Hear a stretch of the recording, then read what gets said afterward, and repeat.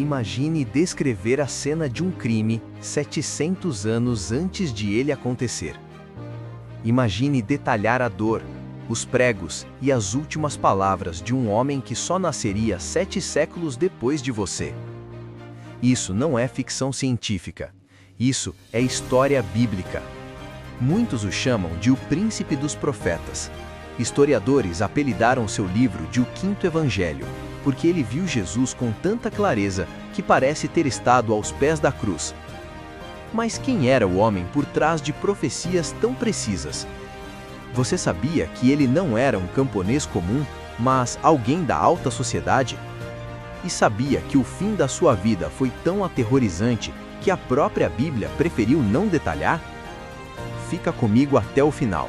Hoje, nós vamos desvendar a vida, a visão sobrenatural e a morte misteriosa do profeta Isaías. Para entender Isaías, esqueça a imagem do profeta barbudo, gritando no deserto e vestindo trapos. Isaías era diferente. Ele caminhava pelos corredores do poder. A tradição judaica afirma que ele era primo do rei Uzias, tinha acesso livre ao palácio, vestia-se bem e dialogava com a elite de Jerusalém. Seu ministério começa por volta de 740 a.C., mas o cenário estava longe de ser tranquilo. Do lado de fora, o Império Assírio, a mais cruel máquina de guerra da antiguidade, engolia nações inteiras. O medo pairava no ar. E espiritualmente, Judá estava em ruínas, ritos vazios, injustiça social e idolatria desenfreada. Então, a tragédia acontece. O rei Uzias, que reinou por 52 anos e trouxe estabilidade ao reino, morre. O trono terreno fica vazio. O povo entra em pânico. O que será de nós agora? É nesse momento de luto e incerteza política que Isaías entra no templo, e o que ele vê ali mudaria a história da humanidade. No ano em que morreu o rei Uzias, Isaías diz: "Eu vi o Senhor assentado sobre um alto e sublime trono, e a aba da sua veste enchia o templo." Não havia medo da Assíria ali, havia apenas glória. Acima do trono, serafins, criaturas de fogo com 6 asas. Com 2 cobriam o rosto, com 2 cobriam os pés, e com 2 voavam. E eles proclamavam algo que fazia o templo estremecer: "Santo, Santo, Santo é o Senhor dos Exércitos." Diante dessa santidade absoluta, Isaías não sente conforto, ele sente terror. Ele enxerga sua própria impureza e grita: "Ai de mim, estou perdido, sou um homem de lábios impuros."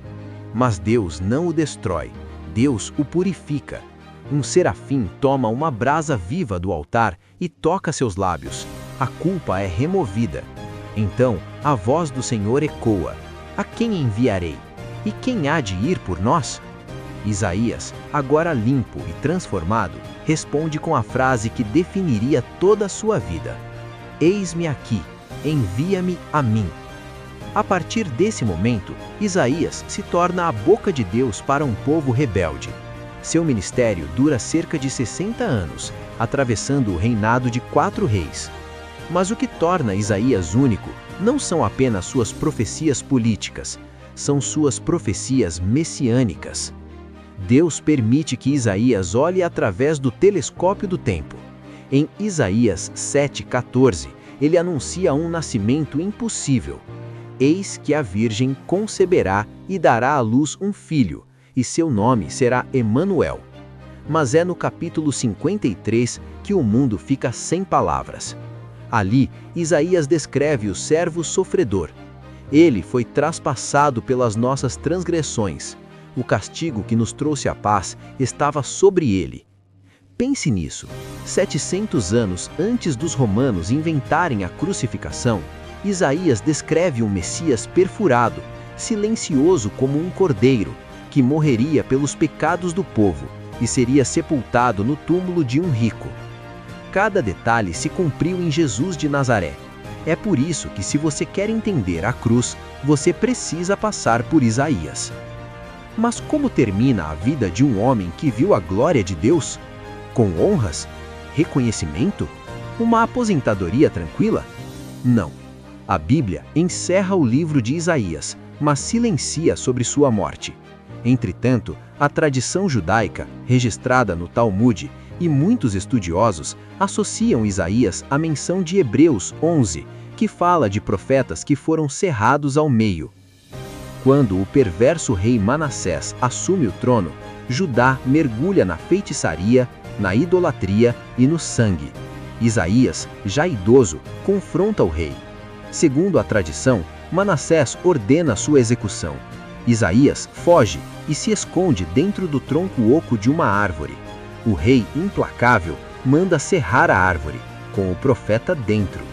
Isaías morreu como viveu, fiel à verdade, custasse o que custasse. A história de Isaías nos deixa uma lição poderosa para os dias de hoje.